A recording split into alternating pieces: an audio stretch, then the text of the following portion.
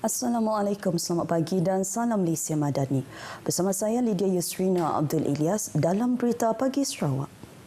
Sarawak perlu mengambil iktibar serta belajar daripada pengalaman lepas dalam menangani peningkatan kes baharu COVID-19 sejak kebelakangan ini walaupun ia dilihat tidak serius. Timbalan Bimi Sarawak Dato' Amar Dr. Sim Kui Hian dalam kenyataan di Facebook meminta masyarakat memainkan peranan masing-masing dalam melakukan penjagaan diri. Malah pengambilan dos penggalak kedua amat digalakkan. Ini termasuk menggunakan pelitup muka di tempat awam dan sesak selain mengamalkan kebersihan diri. Beliau juga merayu individu yang berisiko tinggi seperti warga emas, pesakit kanser, penghidap asma, diabetes dan obesiti untuk mendapatkan dos penggalak kedua vaksin COVID-19 jika belum berbuat demikian. Dato' Amar Dr. Sim yang juga Menteri Kesihatan Awam, Perumahan dan Kerajaan Tempatan memaklumkan hanya 3.6% rakyat Sarawak telah mendapatkan dos penggalak kedua, walaupun negeri ini merupakan yang tertinggi menerima vaksin dos pertama, kedua dan dos penggalak pertama.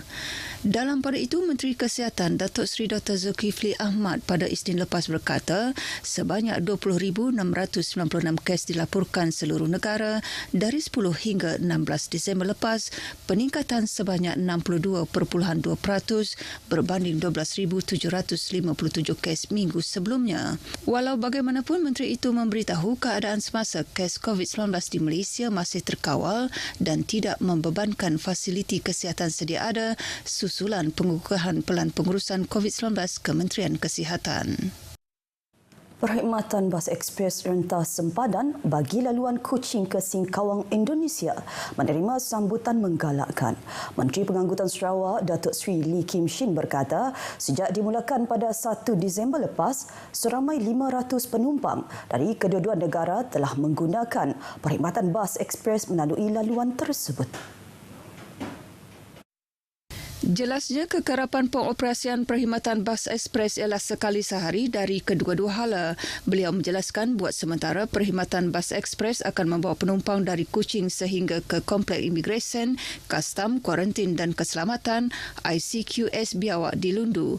Penumpang kemudiannya akan menaiki van yang disediakan sehingga ke pos lintas batas negara Aruk Kalimantan Indonesia dan disambung dengan perkhidmatan bas ekspres Indonesia ke Singkawang. Katanya Kerajaan Sarawak masih menunggu kelulusan perjanjian antara Kerajaan Persekutuan dan Kerajaan Indonesia bagi membenarkan perjalanan terus bas ekspres dari Kuching ke Singkawang dan sebaliknya. Datuk Seri Lee bercakap kepada pemberita pada Majlis Pelancaran Perkhidmatan Bas Ekspres laluan Kuching Sarawak dan Singkawang Indonesia di ICQS Biawak di Lundu. Sementara itu, Konsul Jeneral Republik Indonesia di Kuching, Radin Sigit Wijaksono bersyukur kerana perbincangan bersama Kerajaan Sarawak untuk mengadakan perkhidmatan bas ekspres di laluan itu sejak Jun lepas akhirnya berjaya direalisasikan. Ia diharap dapat meningkatkan hubungan dua hala dalam pelbagai perkara antara Sarawak dan Kalimantan melalui jaringan terus perkhidmatan darat. Perkhidmatan bas ekspres bagi laluan Kuching Singkawang merupakan yang kedua selepas Kuching Pontianak. Sementara itu, Datuk Seri Lee berkata kementerian beliau masih menjalankan kajian mengenai keperluan untuk mengadakan perkhidmatan bas rentas sempadan di laluan yang lain. Katanya kajian itu melibatkan laluan dari Lubuk Antu di bahagian Sri Aman. Beliau memberitahu perkara tersebut perlu dibincangkan dengan lebih lanjut bersama Radin Sigit Wijaksono. Datuk Seri Lee dalam pada itu turut berharap penerbangan terus laluan antara Kuching Pontianak dapat disambung semula pada tahun depan. Ketika ini, kementerian masih menunggu kelulusan daripada Kerajaan Indonesia untuk menghidupkan semula penerbangan itu. Kerajaan akan membina jalan raya berkembar 2 lorong yang menghubungkan kawasan pusat pentadbiran baharu Bintulu di Jepak dengan lapangan terbang Bintulu melibatkan jarak 4.2 km. Timbalan Menteri Infrastruktur dan Pembangunan Pelabuhan Sarawak, Datuk Insinyur Aidil Lariwo berkata, projek itu dijangka bermula tahun hadapan. Pelaksanaan projek itu bakal memendekkan perjalanan dari Bandar Bintulu ke lapangan terbang Bintulu dengan jarak perjalanan hanya 8 km. Untuk membina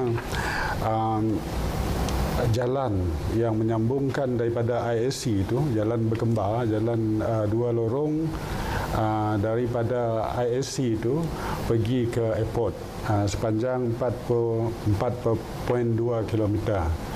Jalan lorong berkembar.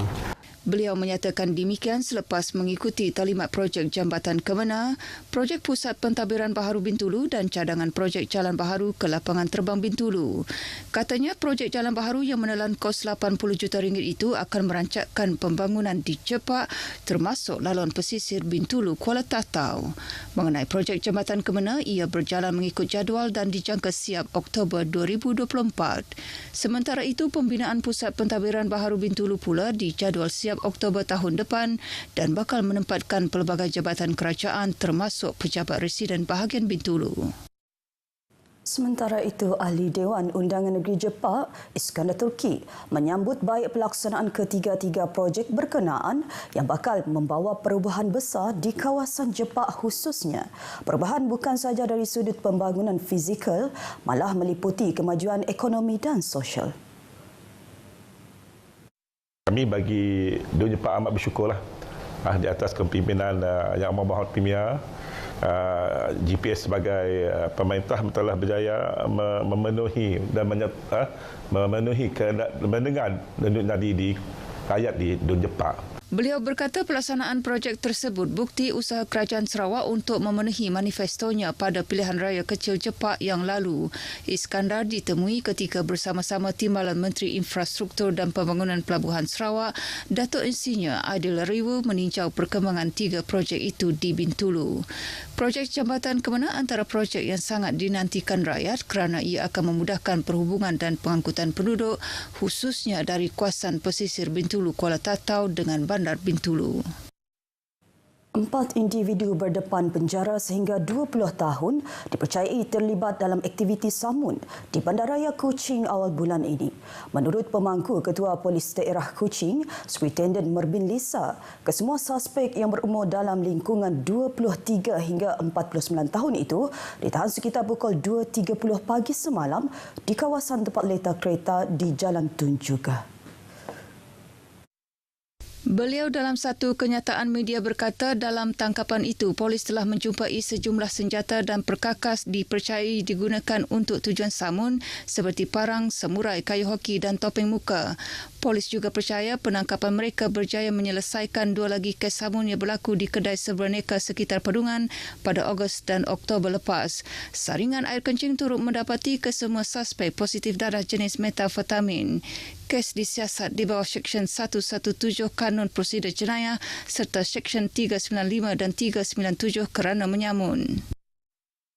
Berita pagi Sarawak berakhir di sini. Ikuti Stadium RTM selepas ini untuk perkembangan sukan tanah air dan antarabangsa. Saya Lydia Yusrina Abdul Ilyas, dari sungai hingga sagara, Palestin pasti merdeka.